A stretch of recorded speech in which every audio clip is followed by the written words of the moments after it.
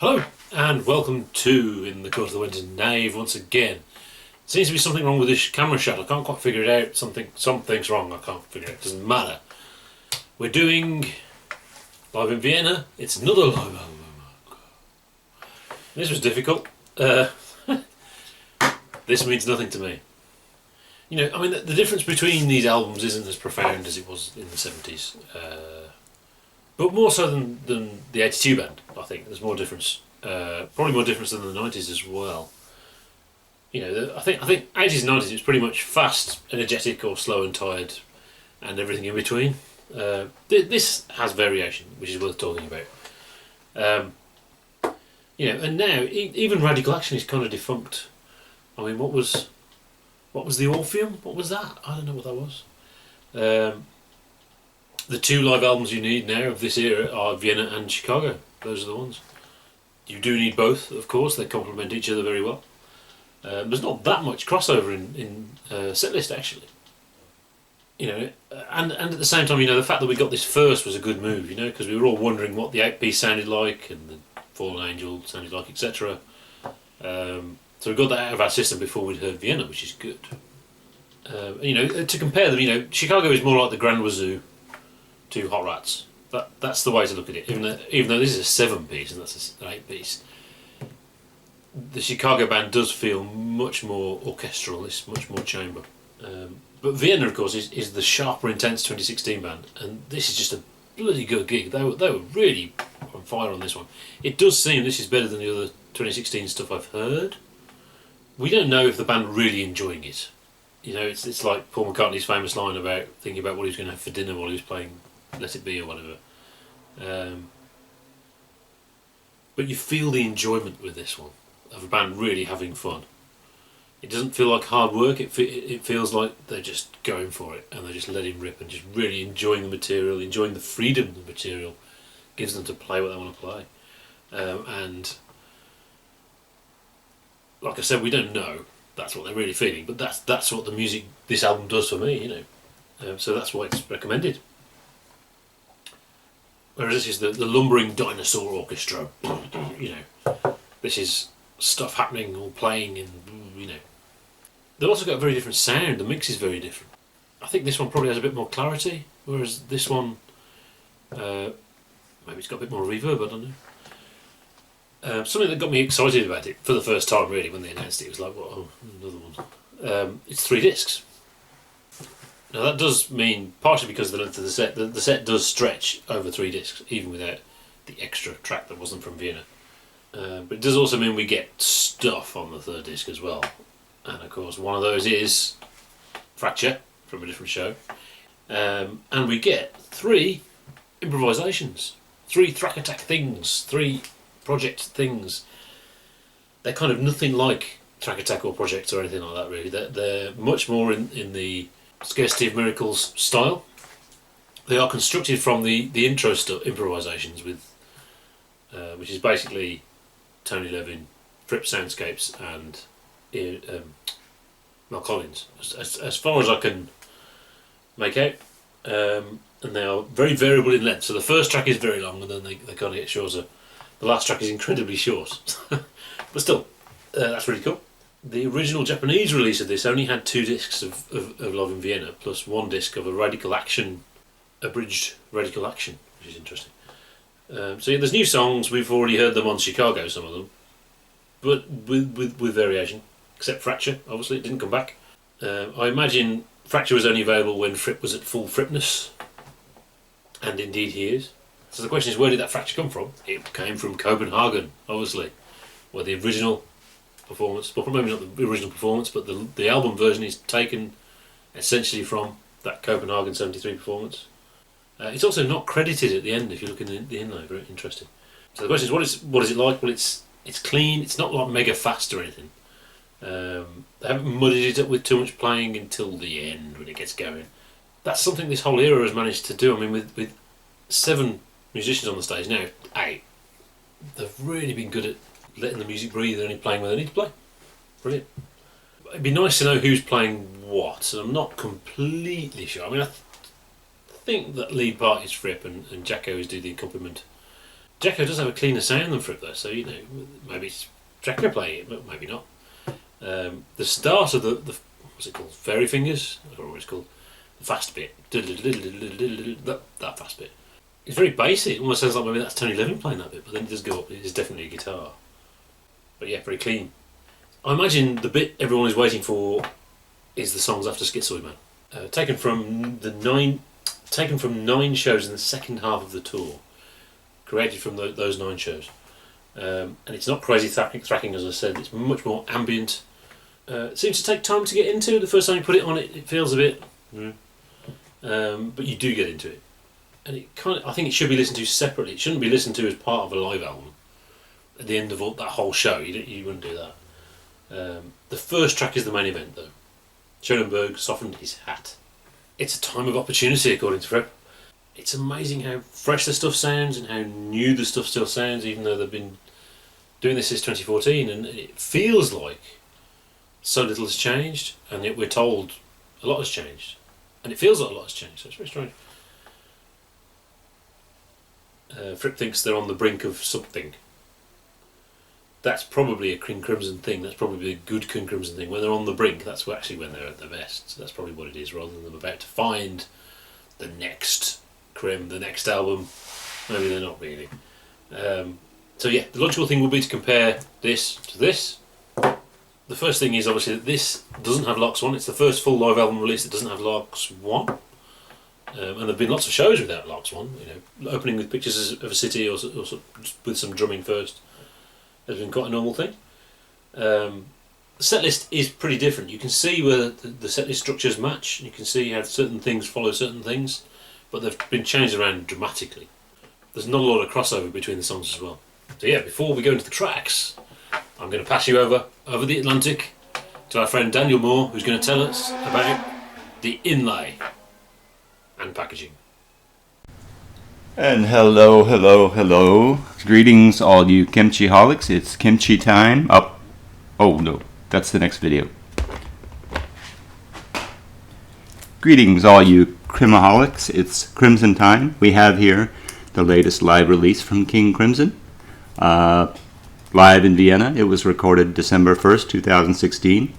Not released until 18 months later, this May or June or so, because they were working on stitching all those improvisations together, Thrack Attack style, CT3. So on the front, we have a picture of the Crims all crammed together into an elevator, no doubt to make sure they can get on with each other in the stickiest of conditions. And on the rear, we have a brilliant, presumably Vienna evening sky, all 30 tunes on the disc. If you count them as separate tunes, they aren't always. And we have a special treat for you, some cellophane to rip off the CD. Oh yeah, oh yeah, yes. Oh, yes. Okay then, we have inside of the outer box a folder holding the CDs, the same images on the front and back. You know, I think they may have waited outside the venue to get a picture that nice. That's probably what took them the 18 months. Inside, the songs again, some credits, the very, very small elevator scene once again. And inside, whoa, panorama of the audience. Ain't that nice? And the band. And the band. Tell you what, if you needed an alibi that night, you might have one.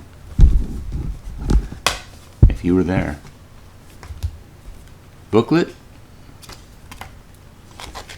They're guarding their equipment on the back there. Wonder if the roadies have slipped off for a drink or two. Left the band to guard their own stuff. The venue, void of audience. Mr. Jeremy Stacy.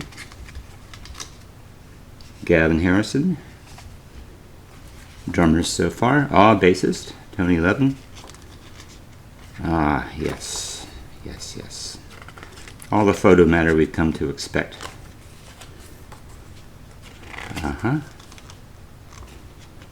Candid shots. Drummers. We're all about drummers. Mel. Ooh, some sleight of hand by Mr. Fripp. So, ooh. Color, black and white. Color, black and white. And Pat Mastelotto, more credits. Pardon me just a second.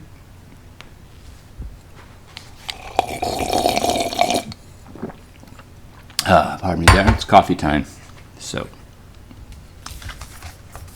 and inside the digifolder, we have a number of CDs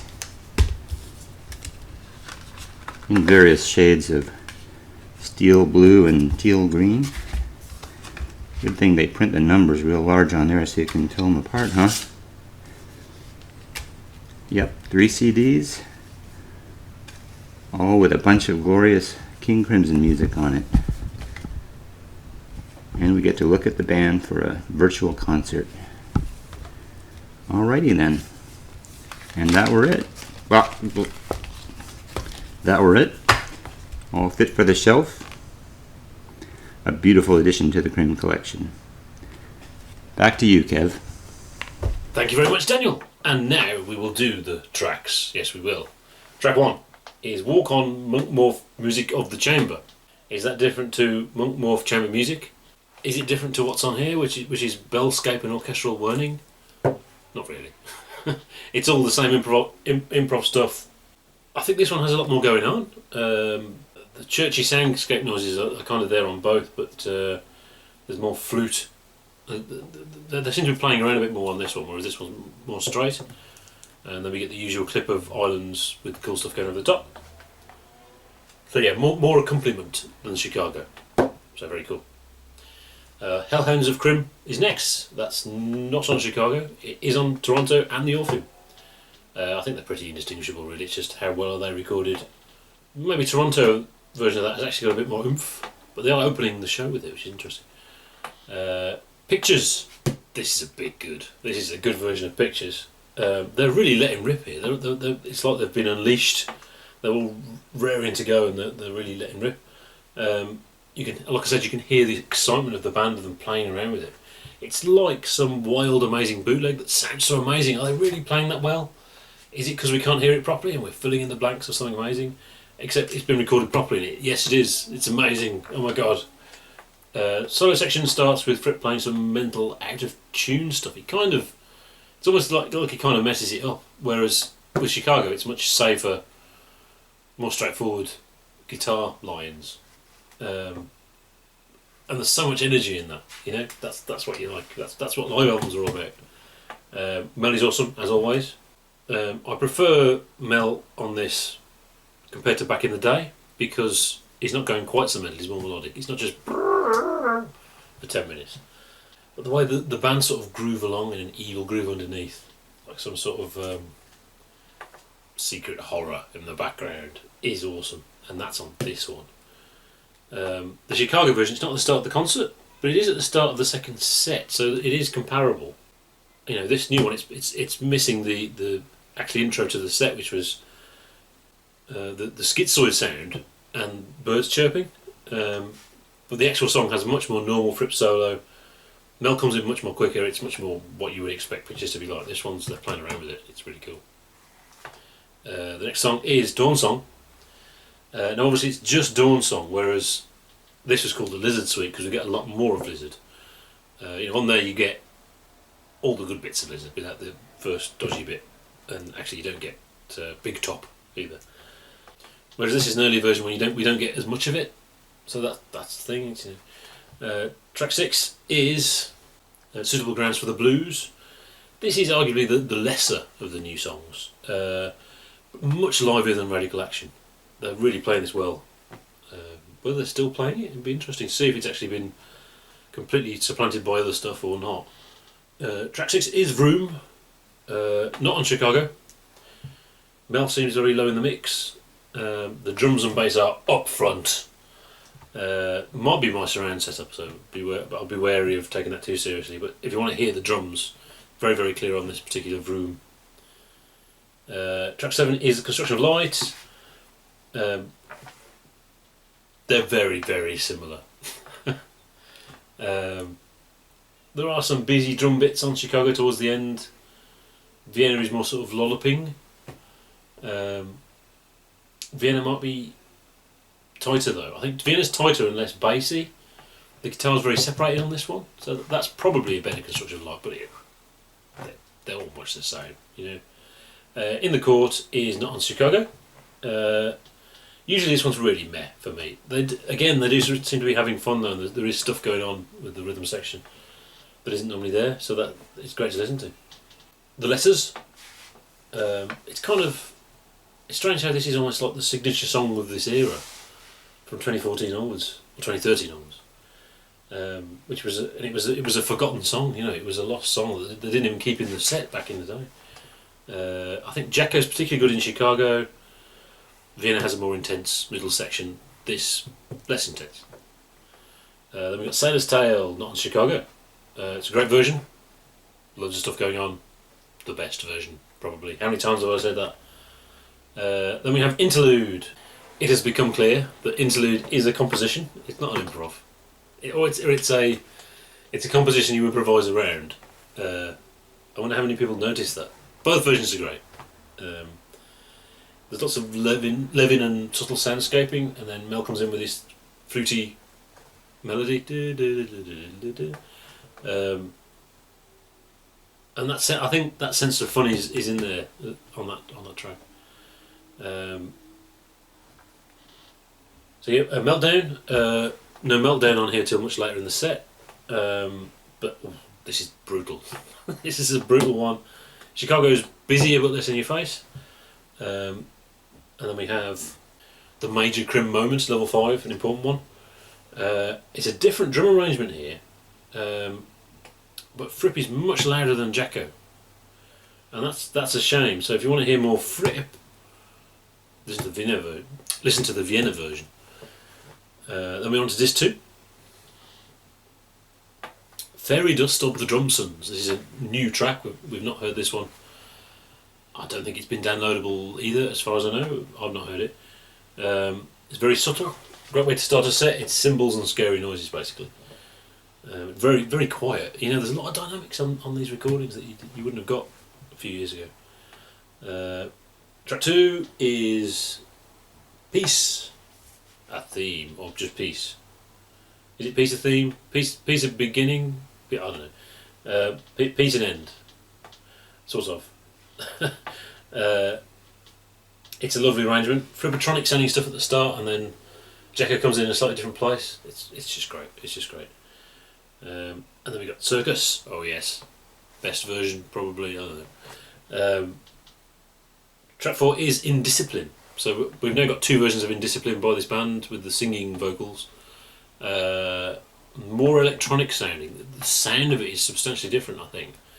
The drum intro is intense, genuinely intense. I mean, it's lots of drumming.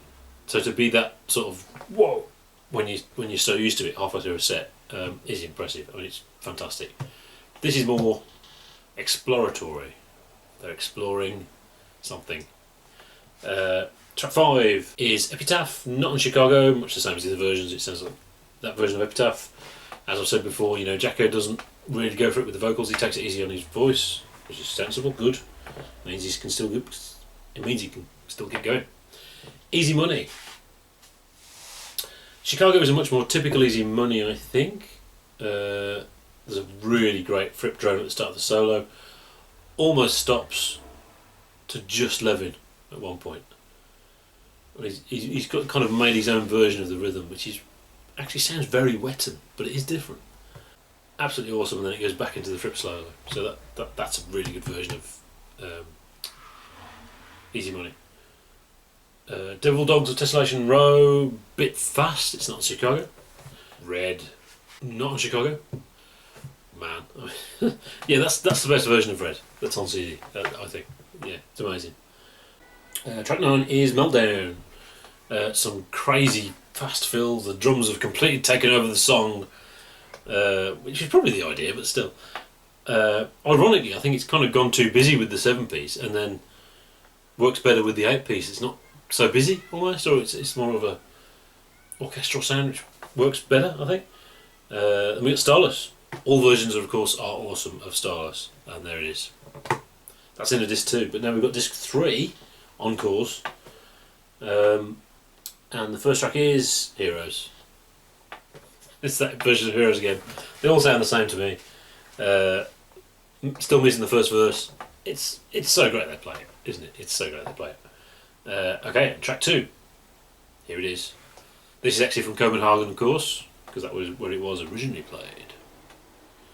Not played since '74. As I said, it's great to hear it so clearly.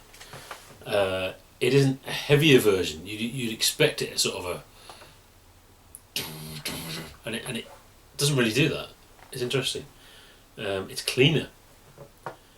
And the fast guitar section, when I say the fast guitar section, I don't mean that's not the fast bit. The fast bit is the because that's the difficult bit. It's really clean and really tight. Robert's still got it, assuming it's him playing it. I think it is. I assume it is. It could well be Jakko, but then I don't know, maybe. It's strange to hear a second guitar because you realise the album version's got a second guitar that's been overdubbed, and they're able to do that. And the question is the drums. Everyone's thinking, well, what are the drums like on Fracture? They tend to keep out Fripp's way at the start. It is a build. Starts to get going once they get into groove and there is stuff going on. And right at the end of the build, the clean guitar does start to get hidden a bit. It's surprising how similar the middle section is to the original. It is basically the same, which is fascinating. Jakko does the violin part on guitar as you'd expect, but now there's a bit little swirls of flute, which is very nice.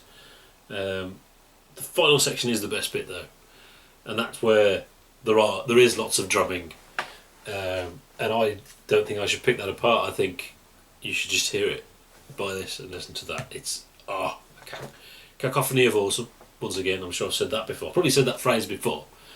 There is no way in hell that could be done without metronomes. Well, you could, but it would just it would just be a mess. And finally, the end of the set, anyway, not finally, 20th Century Schizoid Man. Fripp plays more notes on his solo.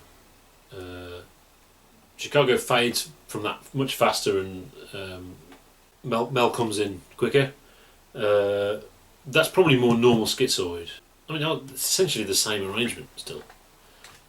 Some fantastic moments of schizoid, yes. Okay, so now we've got these improvisations. I'm going to send you over the Atlantic once again to Daniel. Hello, Daniel. Hey, greetings to the lads of the Wenton King and viewers of the same. I'd like to thank Kev for the opportunity he's given me here to review the last 3 instrumental tracks on this thing. These are examples of new pieces, of the fact they've been recording, recording before every show, perhaps even nightly, and especially nightly in the latter half of the European tour from which this was drawn in 2016. These pieces are by Robert Fripp himself, Tony Levin, and Mel Collins. They are stitched together by David Singleton in the manner of Thrack Attack. You can read all about this in the liner notes. So what you have here in these 3 pieces, and they really do seem like a coherent whole. It's about 19 minutes of music. They do feel like they belong together. It's a bit like avant-garde chamber music pieces, mostly dominated by Fripp's atmospheric soundscapes on guitar, and Mel Collins mostly on flute, although there is a freaky sax burst early on in the piece. This bears some similarities, I think, to, you could compare it to Scarcity of Miracles from 2011, I think it was. I'd say that there's even more similarity, though, to the projects of the 1990s, although it is devoid of the overt electronica. Some parts of this actually do remind me of the soundtrack to 2001: A Space Odyssey. The parts that, as a child, I thought were so creepy and scary. As a whole, these pieces seem a bit slow-moving, almost ambient when you're first exposed to them, but eventually, for me, after listening to them a couple times a week for a while, they did, through the interesting guitar textures and the hypnotic loops that are repeated in them, they did become a bit of an earworm for me. Not surprising, since I was also a fan of Thrack Attack and a similar, the subsequent take on Thrack Attack that was also published in the Thrack box. The first piece is Schoenberg Softened His Hat. That's a reference to Arnold Schoenberg, of course, who is the 20th century composer and emancipator of the dissonance, as he's known, for his effect on the music of the whole century. And dissonance and atonality is, in fact, the pattern of this first movement and actually the second in a major way. In the first one, as I said, called Schoenberg Softened His Hat, these guitar lines of Fripp's are mostly pretty atmospheric, and they trade off with Collins's flute lines. Some of the melodies around the middle of it you could almost describe as pastoral folk. The second piece we come to is Ahriman's Ceaseless Corruptions. This is one of Fripp's grand references to things cosmic and mythical, and especially in religious references to same. This piece is more angular and harsher in tone than the first movement. I would say this particular movement reminds me of The Gates of Paradise, which was his Fripp's 1994 Soundscapes album. Particularly a piece called Outer Darkness, Fear and Trembling of the Lord, I think it was called. Levin's bass is also a little more rowdy in this piece. You get the kind of creaky and grunting sound effects, like creaky barn doors and stuff that you heard in Thrack Attack. This all sort of adds to the more sinister mood of the piece, I think. Finally, you have the coda, which is about a minute long. It's called Spenta's Counterclaim. It is basically Fripp receding into the background and a little bit of flute and Levin and bass, just sort of taking over and giving us a peaceful walkout of the whole piece. So that's it. I think this is pretty good new music. It stands up pretty well along the various other things like the groovy gamelan drum beats and blues-based new numbers for the concerts that we've been hearing pop up in the tour boxes and the live recordings ever since 2014 when they returned to service. And I look forward to see what King Crimson will have for us in hopefully future years of touring. Back to you, Kev. Thank you, Daniel. And there you go. It's not the end, because there's going to be more. Of course there's more. We already know there's more. The 2018 tour box is coming. I'm not doing that until I go to the show in November. I'm not doing it now. This was almost kind of spoilt by the fact that I had to review it. I think it was a mistake. I should have reviewed it very quickly and got it out of the way. And apparently I've seen, I think on Wikipedia, Live in Mexico 2017. See you next time.